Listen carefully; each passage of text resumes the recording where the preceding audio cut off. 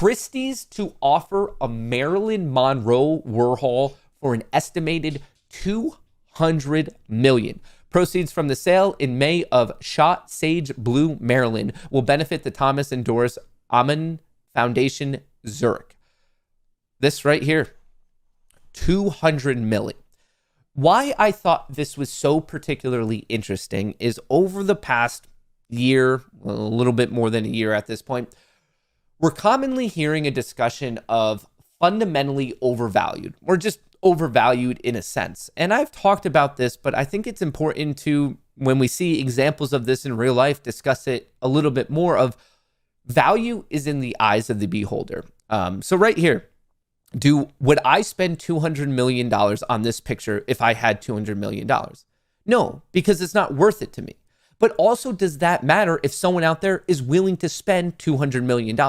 It's whatever the highest buyer and the lowest seller is willing to do. That is how prices are created. So let's think about this through the lens of particularly what the ape stocks, as mainstream media would refer to it, the meme stocks. It doesn't matter. There's no rules in the stock market that like, hey, your earnings per share is this, your revenue growth is this, you need to be trading at this value. That stuff is a guide. But it's kind of a disconcerting thought when you realize that the entire stock market, it's exclusively perception. There are no rules ever of what a stock could or can't be trading at. That's just not how it works. It's what does the market, and when I mean market, I mean all buyers and all sellers from everything. I'm talking retail, institutions, high frequency traders, market makers. That's the entire market. It's what the majority of them agree on. It's the highest buyer and the lowest seller. That is the price. There's no rule about any of this. Like, value is a very deeply philosophical, I guess, discussion. To some people out there, this painting's worth a lot. To other people, it's worth nothing. It's not worth the canvas that it's on. But then I think you could apply this also to the world of stocks and futures and options and crypto. To you, something might be vastly undervalued. To other people, it might be vastly overvalued. The question is, what does the majority, what's the perception of the entire market? Because whatever the majority says, that is what something trades at. And it's so interesting to me because these people with fancy pedigrees, they're always telling you overvalued, overvalued, overvalued for the particular stocks that the apes are watching.